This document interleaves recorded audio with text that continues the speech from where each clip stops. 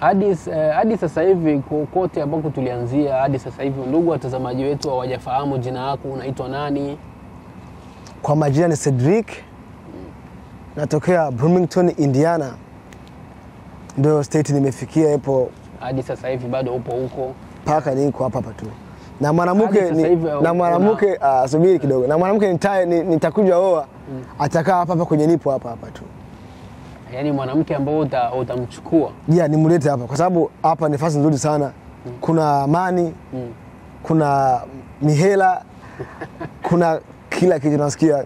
So unawatazama hii video hapa, mwanamke yote nitakuja kuoa nitamleta hapa tu hapa. Wewe hauna ile mara nyingi sana ukiwa na weekend kama hivi unapendelea kufanya kitu gani so ukiwa uko na mwanamke? Nikiwa na mwanamke kwenye weekend yani kutoka out naye muda mdogo afu. Na mkikuwa huko waga mnatumia nini zaidi sana? Anachopenda na yeye anafanya hivyo tu. Alafu mimi natumia anachopenda. Kwa sababu tuko different. You know what I'm saying? Wewe unapenda kutumia nini siku za weekend? Bia. Unatumia bia? Yeah, bia tu. Basi nifanyaje? Hiyo kwa kutumia hizo bia ukiwa uko na mpenzi wako asiye kukuletea changamoto zozote zile? Hapana, yeye ananielewaka ndo.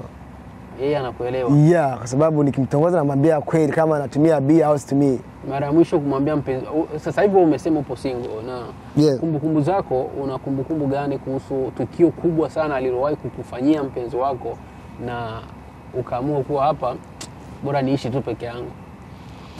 Mpenzi wangu siwezi nikaongelea mengi kwa sababu hakuna siku amenifanyizia kitu kibaya. Ila tu yeye mwenyewe amejisikia niache. Yeye kajisikia akaondoka. Haijakaa vizuri kwa sababu mwanamke hawezi akajisikia tu acha tu tuachane. Na hivyo lakini hadi kufikia hiyo situation inatakiwa kuna kitu ambacho ulikifanya au yeye alikifanya ambacho hakuona kama hichi kitu akiwezi kikaendelea na hali kama hiyo. Sasa mwanamke kama mwanamke hawezi akakuacha hivyo. Wewe unajua sababu. Hebu waambie watazamaji. Okay, so kwa hiyo mimi nimekosea kidogo. Ndio sasa sio kwamba kuongea kwenye kamera. Yaani nimekosea. Ulikosea. Kosa gani ambalo ulifanya? Ndio sisi tunataka tu. Siwezi nikaongea. Ulimcheat au? Hapana, sikumcheat. Yaani nimekosea tu, kuna mambo wanawake hawapendi wafanyiziwe. Ndio sasa nikakosea kaniacha. Right?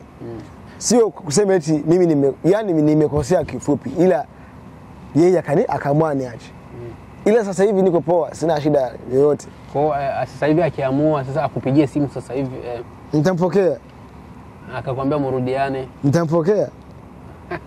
Yaani bado mupo lakini kama vile yeye ulivyokuwa unaona unahisi alikuwa anakupenda asilimia ngapi? Sasa hiyo ni siri yake. Sababu hawezi mwanaume yeyote yule ambaye anajua kuwa mimi mwanamke wangu nahisi ananipenda asilimia hii hapa na asilimia hii hapa, anachukia sana.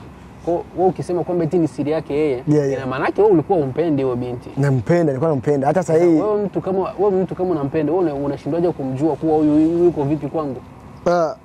Kwa hiyo swali unaloniuliza, yani mimi unatakiwa ujibu kwamba mimi ninavyohisi mpenzi wangu alikuwa ananipenda asilimia hii. Kwa hiyo kama asilimia hii hapo ndo tutaweka Okay, so kwa hiyo mimi nimekaa naye mwaka mmoja na miezi hivyo. Alikuwa ananipenda sana. Sana tena sana kwa sababu nilikuwa nimemfikisha nyumbani wanamjua. Ila sasa ndio nimekosea ndio kaniacha. Ila alikuwa ananipenda zaidi. Alikuwa ananipenda, mimi nilikuwa nampenda. Hanifuata. Alikuwa ananipenda kabisa. Kwenu waliwahi kumfahamu? Wewe waliwahi kumfahamu? Sana. Sasa kama hadi sasa hivi hakuna kinachoendelea zaidi. Tunaongea naye na mcall, maana ni call, ananisaidia na msaidia. Tuko poa tu kama Mnaishi vizuri. Hadi sasa hivi wewe katika mahusiano yenu yote ukuwahi kumuhisi au kama anakuchiti, kama anafanya vitu gani? Nimewahi kusikia ila sina uhakika kama amenichiti au kwa sababu kila muda wote nilikuwa niko naye. Sasa siwezi nikajua kama amenichiti au hakunichiti. ila mse ila tu siri ni yake, kwa sababu wanawake ni watu ambao wana mambo mengi sana, so hauwezi kumjua mwanamke kama anakaje. Ila kama nakupenda mwenyewe tu, kama hakupendi hauwezi kujua, kwa sababu wanawake ni nyoka ndo. Unasikia? Wanawake ni nyoka. Yeah. Hauwezi ukakuwa eti unapendwa mwenyewe. Hata wewe kwenye mahusiano kwenye nyumba, anakuwa anaweza kukucheat. Unamse ila nilikuwa namwamini tu. Ulikuwa unamwamini, lakini katika kumuhisi kuwa anaweza kuwa ananicheat, ulikuwa unahisi hivyo? Yani nilikuwa namuuliza tu. Akanambia Cedric, yani unaposikia maneno, kwa sababu maneno hayajengi, maneno yanabomoa. Nikisikia hivyo yani natulia tu hivyo kama kawaida. Yani namwamini tu kama mpenzi wangu. Yeah, kwa sababu watu wanaongea mengi sana. Unamsema bro? Yeah. Sasa mara nyingi huwa anakuona sana kwenye ama wazungu sana. Nishawahi kukutana na picha yako moja.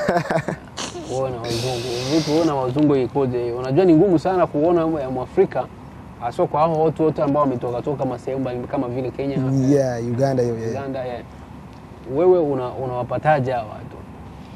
Au ni kitu gani kipo ndani yao? Au sasa hapo kwenye wazungu sasa ndio tutulie sasa. Nasikia kwamba wewe ni kijana ambao mara nyingi sana unapenda kutembea sana na wazungu. Yeah, kwa sababu cha kwanza mimi ni mtu ambao napenda furaha na majirani wangu. Majirani. Yeah, na kingine hao wazungu tunaokuwa nao ni watu ambao yani ni marafiki zangu kifupi. Ila sina maendeleo nao ya kusema kwenye kipenzi nini, hapana. Kwa hujawahi kutembea na mzungu? Yeah, nimewahi. Of course bro.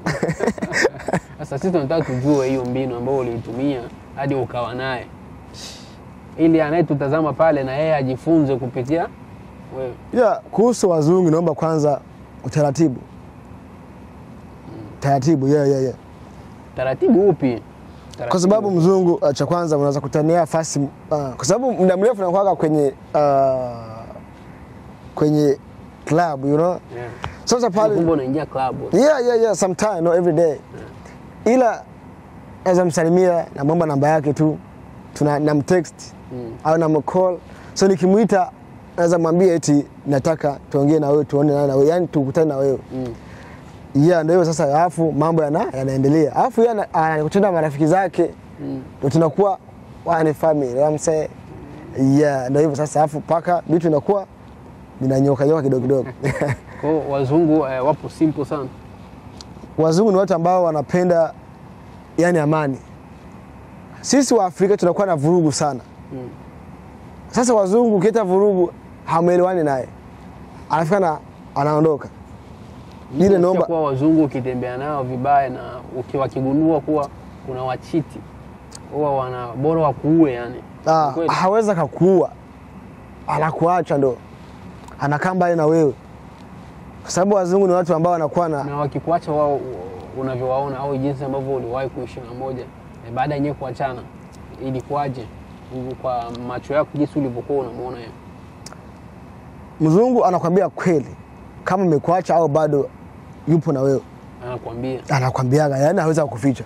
Sio kama sisi wa Afrika mtu akikuacha mzungu anakuambia hivyo na kuacha.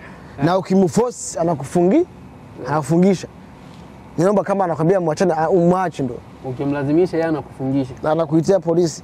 Niomba kama anakuambia muache. Siku akijisikia mwenyewe atakwambia turudiane. Yeah, anakukall. Yeah, ndio hivyo sasa. Kwa hiyo ukiendelea sana kumsumbua sana anaweza anaita polisi. Yeah, of course. Hayo ndio mapenzi ambao wanapitia sana changamoto sana kwa vijana ambao wako hapa Marekani na kutembea na wazungu. Mara nyingi sana hizo situations zinatokeaga hivyo na tunasikiaga kuwa unapotembea na mzungu hakikisha tu mmenyooka, maana siku mkikwazana akiamua kukufanyia kitu cha ajabu atakufanyia, akiamua kukufungisha atakufungisha, akiamua chochote kile. Kwa hiyo inatakiwa tuwe makini. Sasa mwamba hapa aliwahi kufanyaga hicho kitendo lakini sasa hivi yupo salama. Wao unasikia kuwa aliwahi kutembea naye na wakaishi lakini waliachana tu kwa amani. Kifupi amani ndio inahitajika. Wewe kwa nyota kwa ndoto yako inatakiwa ufikishe umri wa miaka mingapi ili uoe?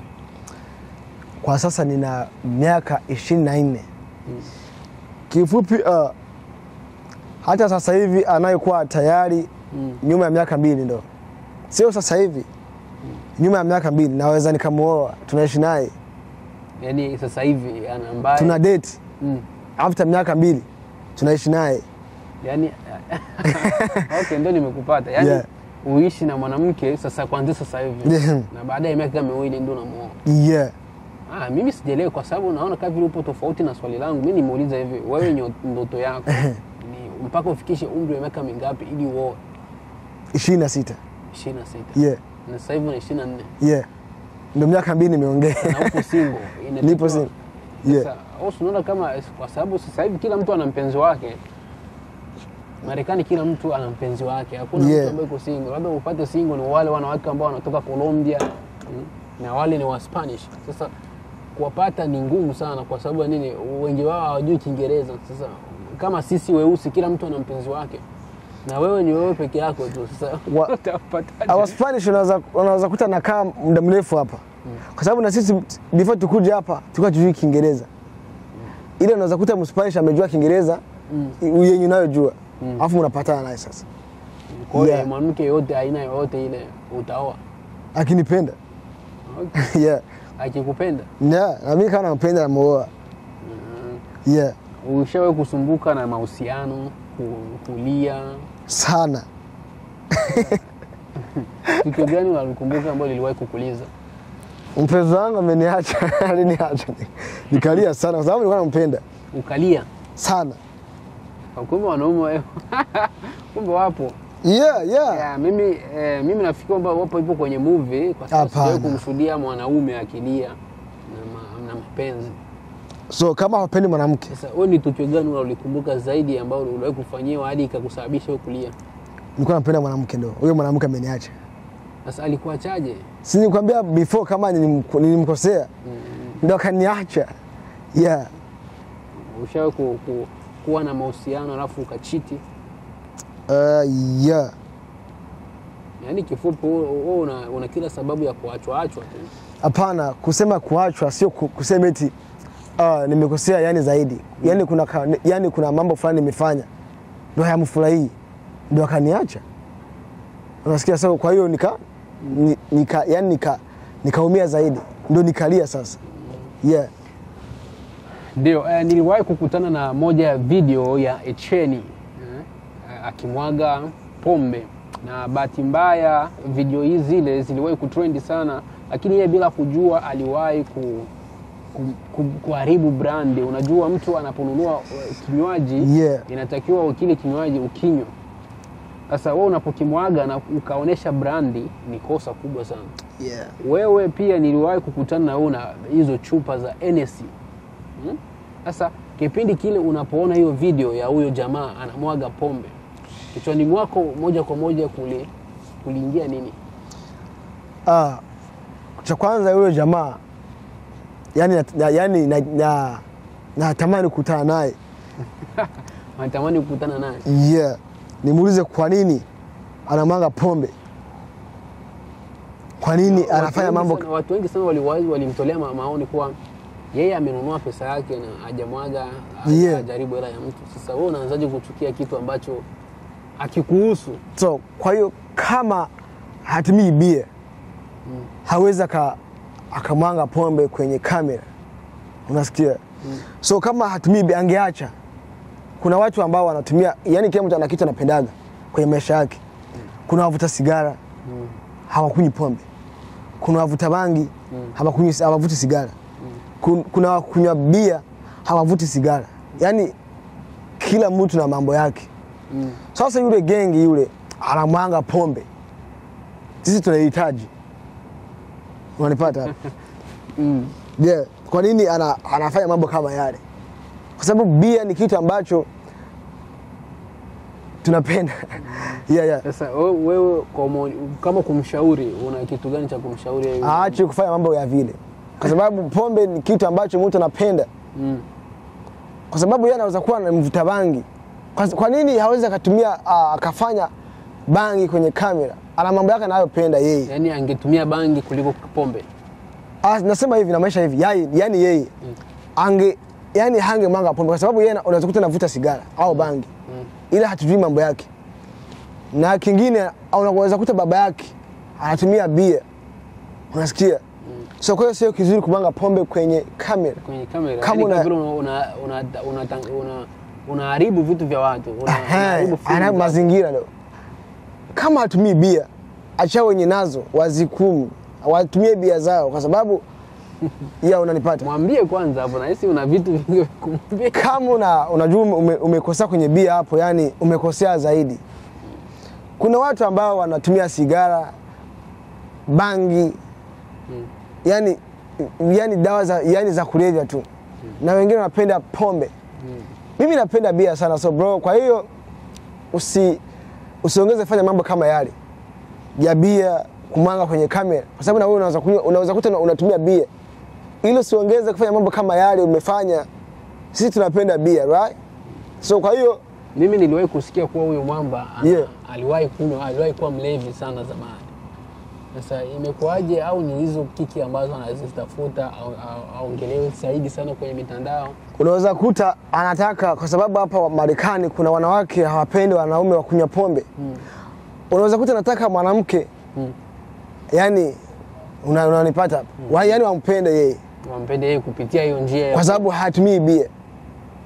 Okay. Unasikia? Yani bwana Echeni mwamba hapa anasema kuwa Echeni anatumia mbinu nyingi sana kwa kokota wanawake kwa mbinu zozote zile. Sasa ameamua kuwa ni lazima awe na chafua vitu fulani ambavyo vijana wengi sana wanavitumia ili ajiburuzie mishangazi awe na wanawake. Wenda ikawa ni sababu ya kufanya hivyo, lakini bila yeye kujua kuwa aliharibu brandi za watu. Hauwezi ukafanya kitu kwa kuharibisha kitu, yani unakiaibisha. Kama kuna tukio ambalo liliwahi kutokea kwa Ronaldo, Cristiano Ronaldo, kwa kwenye interview, alikuwa kwenye interview. Sasa pale mbele kulikuwepo chupa za Coca-Cola, akachukua zile chupa akaziweka pembeni. Bro, aliharibu brandi za watu. Kitendo tu cha kutoa kitu kwenye kuweka pembeni, hiyo tu iliharibu. Sasa huyu mwamba yeye anachukua, anamwaga, anavunja, ni kuharibu brandi za watu. Aombe sana tukio kama hili wasije wakaliona. Japokuwa amenunua, lakini kitendo cha kumwaga na kuonesha hivi ni pombe fulani, Hennessy, Corona, unaimwaga hivi ni kosa sana. Na kingine kuna wanawake wanapenda wanaume wa kunywa pombe. Unajua hiyo? Wanawake? Kuna wanawake wanapenda wanaume wa kunywa pombe. Sijawahi kusikia. Unaweza date huyo mwanamke nilikuwa naye. Nilidate naye na anajua natumia pombe. Alikuwa anakupenda. Nikakaa naye mwaka mmoja na nakunywa bia kila weekend. Sasa kuna wanawake wanapenda wanaume watumia beers, you know. Sasa yeye hawezi akajitia kama yeye ndo anaweza. Eti apendwe, hapana.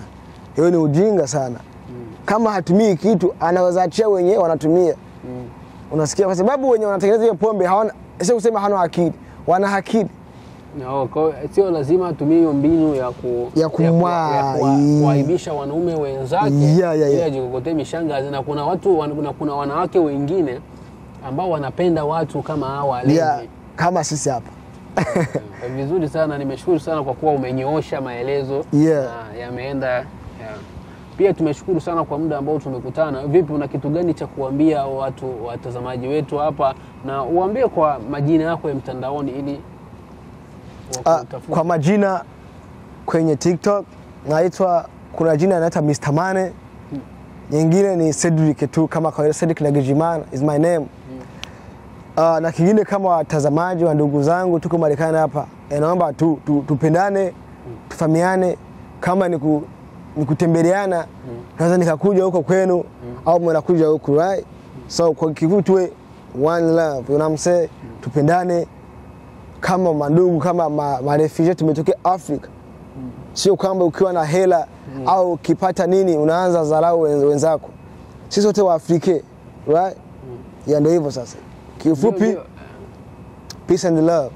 Kifupi ni upendo. Naitwa Omri Amegene Yuji Star. Nimeshukuru sana kwa muda wako ambao umeweza kutuonesha, na endelea kuifuatilia. Hakikisha tu umesubscribe ili uwe wa kwanza kupata taarifa zetu. Na mimi naitwa Omri Amegene Yuji Star, na yeye ni Jail Passenger. Asante.